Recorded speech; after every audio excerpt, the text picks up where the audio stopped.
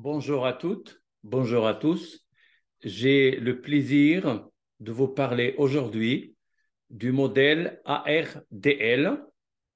Je rappelle que ce modèle s'inscrit dans la continuité de ce que nous avons déjà vu auparavant sur l'analyse multivariée, où nous avons pu mobiliser le test d'Engel-Granger et le test de Johansson pour analyser la présence éventuelle d'une relation de co-intégration entre plusieurs variables qui décrivent le comportement ou l'analyse d'un phénomène économique ou financier quelconque.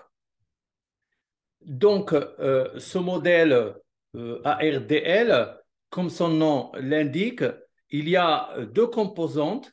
La première est la composante autorégressive et la deuxième est la composante qu'on appelle distributed lag.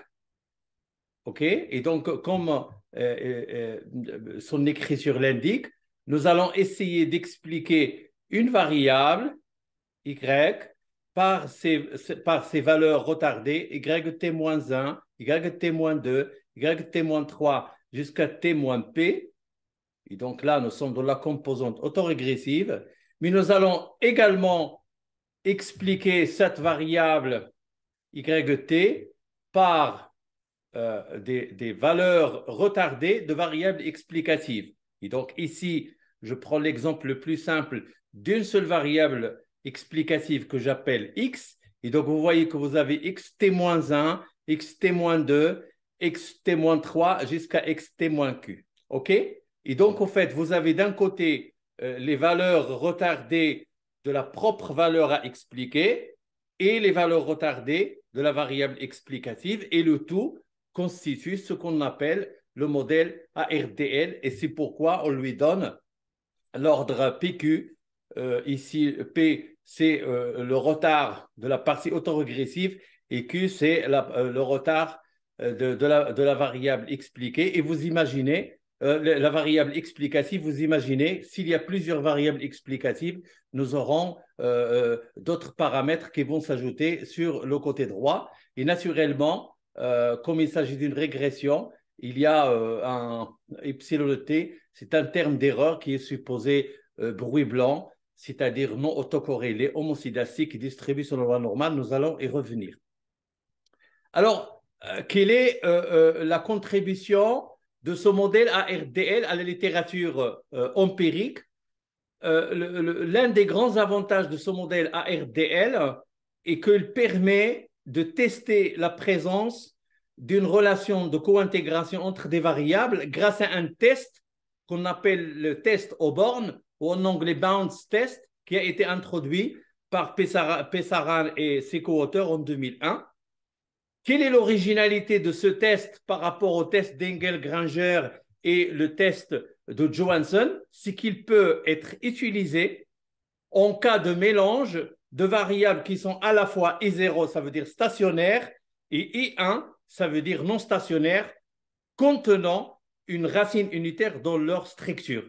Et ça, c'est un avantage énorme dans la littérature empirique, parce que nous avons l'habitude d'utiliser les tests de racines unitaires comme étape initiale avant de tester la co-intégration. Et en général, on a des difficultés à prouver la présence d'une racine unitaire, parce que soit les séries temporelles ils ont une complexité de leur structure, soit il y a un manque de puissance et de robustesse des tests qu'on utilise usuellement, le test de Ducky-Fowler, de Phillips-Perron, de KPS ou autres. Et donc, en fait, pour s'affranchir de cette contrainte, on va dire, OK, quel que soit le degré d'intégration de vos variables, qu'il soit E0 et E1, il n'y a pas de problème. On va quand même, grâce au modèle ARDL, essayer de tester la présence éventuelle d'une relation de co-intégration entre ces variables. Et ça, c'est un avantage colossal dans la littérature empirique. J'ai bien dit I0 et I1. S'il s'agit d'un processus qui contient deux racines unitaires, ça veut dire I2, il ne faut pas l'intégrer, ça ne rentre pas dans le domaine de ARDL.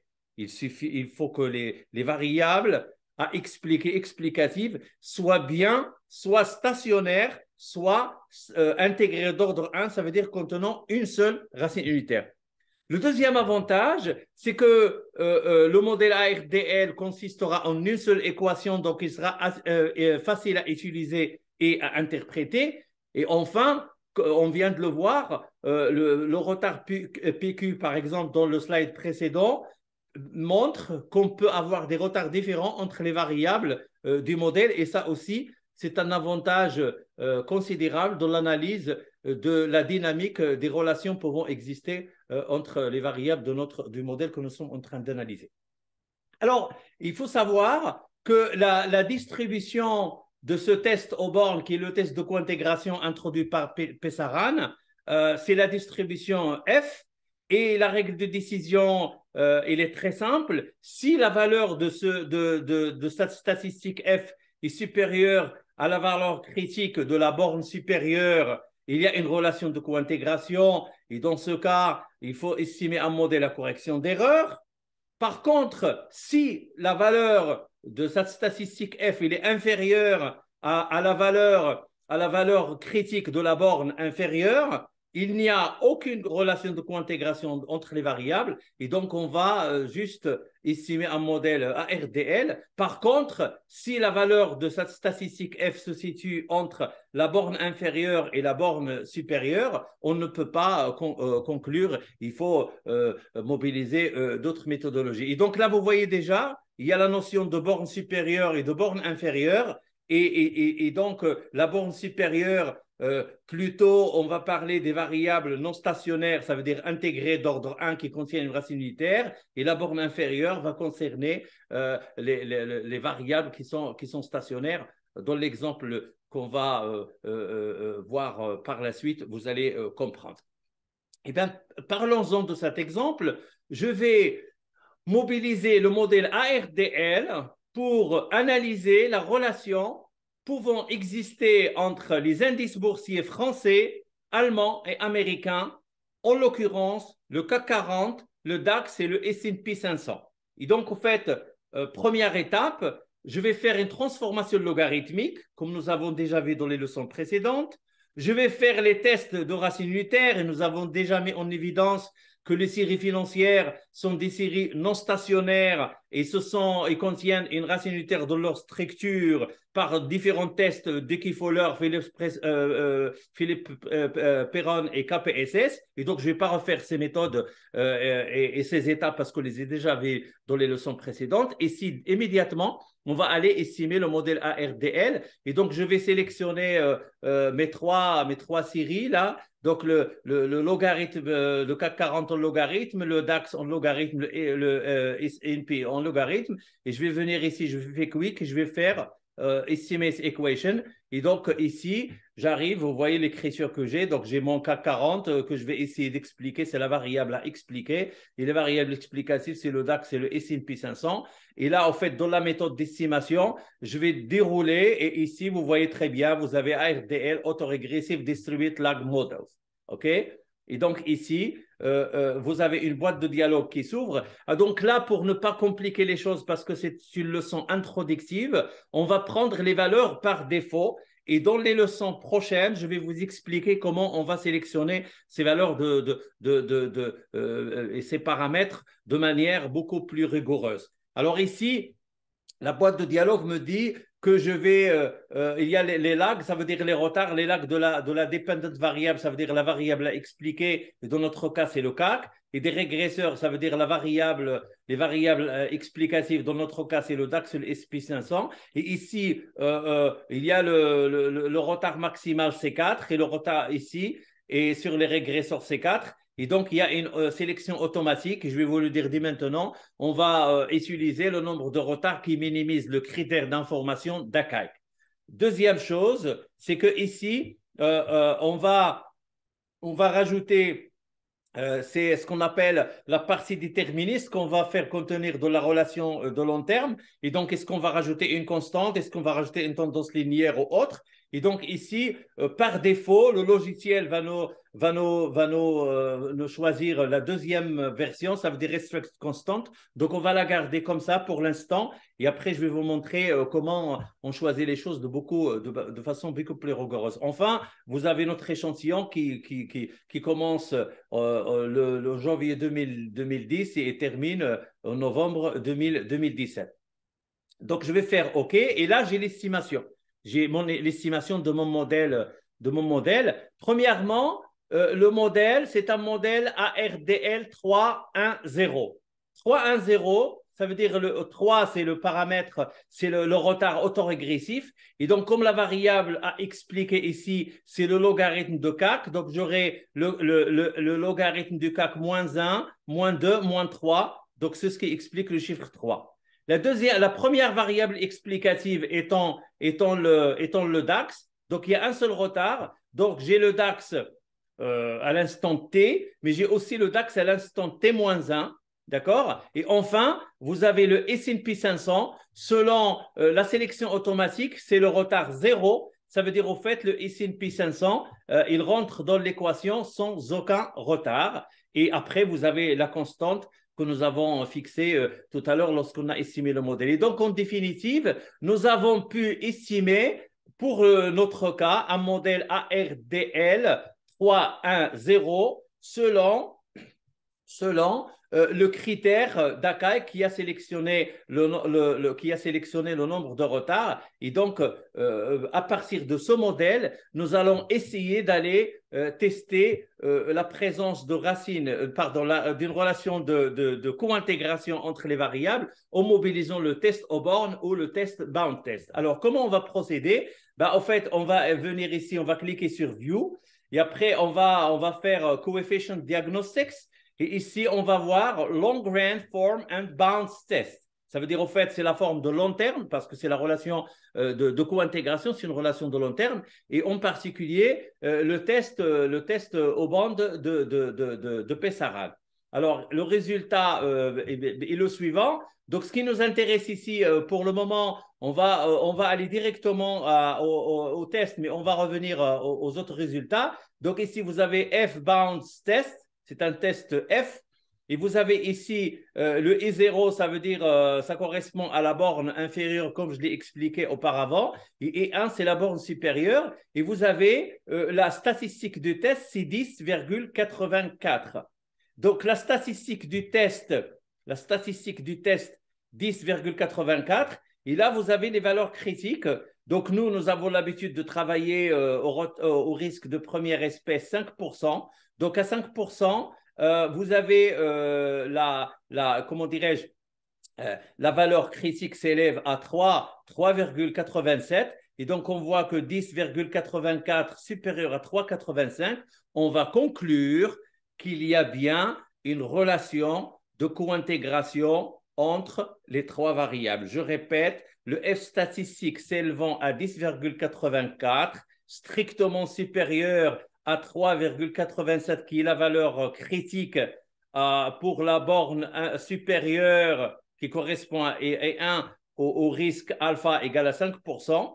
Et donc, on va conclure au rejet de l'hypothèse nulle qui dit no level relationship, ça veut dire pas de relation de co-intégration. Et donc, il y a bien une relation de co-intégration entre les trois variables. OK? Et donc, comme on a dit tout à l'heure, dès qu'on a vérifié la présence d'une relation de co-intégration, il faut immédiatement aller estimer un modèle à correction d'erreur. Et donc, on va passer à l'étape suivante. On va revenir toujours vers View, Coefficients Diagnostics. Et ici, vous avez Error Correction Form. Là, on va estimer le modèle à correction d'erreur. Et donc ici, comme vous voyez, vous avez ARDL, Error Correction Regression. Le modèle qui a été sélectionné, c'est le ARDL 310. Et donc, vous avez ici Error Correction Model Regression. c'est le cas 2 que nous avons sélectionné. Et là, vous voyez que vous avez le delta, le delta de LCAC retardé moins 1, le delta du CAC retardé de moins 2, le DAX qui n'a pas de retard. Et surtout, ce qui nous intéresse, surtout, ça, c'est ce qu'on appelle le terme de correction d'erreur. Ça, c'est le terme de correction d'erreur. Ça vous rappelle ce que nous avons vu sur le modèle de correction d'erreur lorsqu'on a analysé le Johansson ou le test d'Engel-Granger. Et donc ici, le terme de correction d'erreur, d'abord, il est significatif.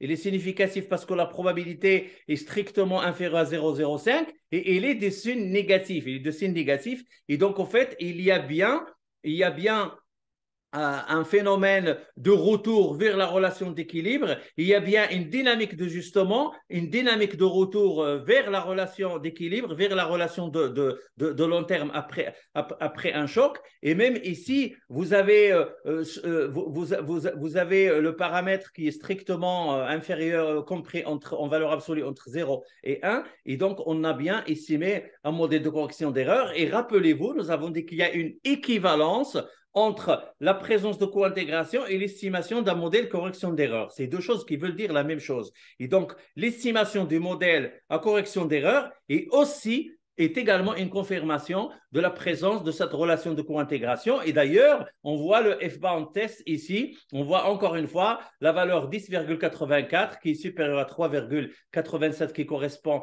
à la borne supérieure du test. Et donc, il confirme la présence de cette relation de co-intégration. Et donc, tout ce que nous avons dit sur le test de Johansson et sur le test Engel-Granger s'applique. Donc, on vient de l'estimer. Mais il faut absolument vérifier deux propriétés. Premièrement, il faut vérifier que le résidu yt de la régression du modèle ARDL est un bruit blanc. Ça veut dire absence d'autocorrélation, homocidasticité et normalité. Et deux, il faut tester la stabilité du modèle. Et donc, pour tester l'absence d'autocorrélation, nous allons avoir recours au modèle de Young-Box que vous connaissez. Et donc ici, je vais aller ici, View, Residual Diagnostics. Et donc, je vais faire sortir le corrélogramme. Et le corrélogramme, vous allez voir que sur le retard ici, toutes les probabilités ils sont strictement supérieures à 0,05. Et donc, au fait, il y a absence d'autocorrélation des résidus. Deuxième test, c'est le test d'hétéroscédasticité. Donc, je vais faire Residual Diagnostics, hétéroscédasticité test, et je vais choisir le test Arch, et je vais même sélectionner un retard élevé qui est le retard 4, parce que rappelez-vous, la sélection automatique du modèle ARDL sur le critère d'ACAC était 4, et donc je prends ces 4 retards aussi.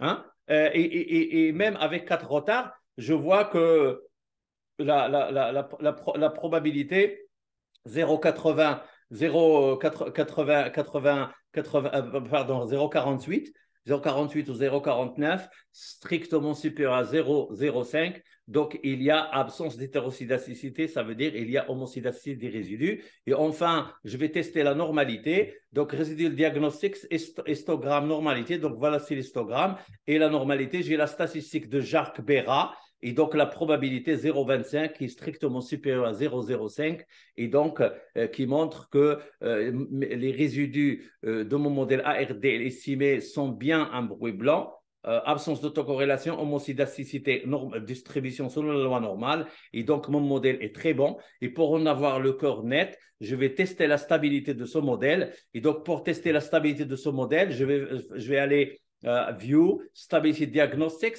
et je vais aller chercher Recursive Estimates. Et là, je vais faire le test QZoom. Et donc, au fait, vous voyez que le QZoom qui est représenté par la courbe bleue, il reste à l'intérieur de l'intervalle de confiance, ce qui plaide en faveur de la stabilité du modèle. Et donc, pour conclure, c'est une leçon introductive, le modèle ARTL est un modèle sur la base duquel on peut tester la présence d'une relation de co-intégration entre des variables qui peuvent avoir des niveaux différents d'intégration. Il y aura des variables qui sont E0 et des variables qui sont E1. Il n'y a pas de problème. On peut quand même tester la présence de cette co-intégration.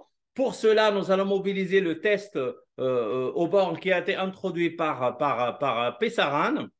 Et si jamais la statistique F de ce test est supérieure à la valeur critique à la borne supérieure, alors on accepte la présence d'une relation de co-intégration et on estime un modèle de correction d'erreur. Et enfin, on doit impérativement tester la blancheur des résidus et la stabilité du modèle. Donc, dans une prochaine leçon, je vais encore approfondir les caractéristiques et les contributions et les apports et l'analyse et l'interprétation de ce modèle ARDL. Je vous remercie de votre attention et je dis à bientôt.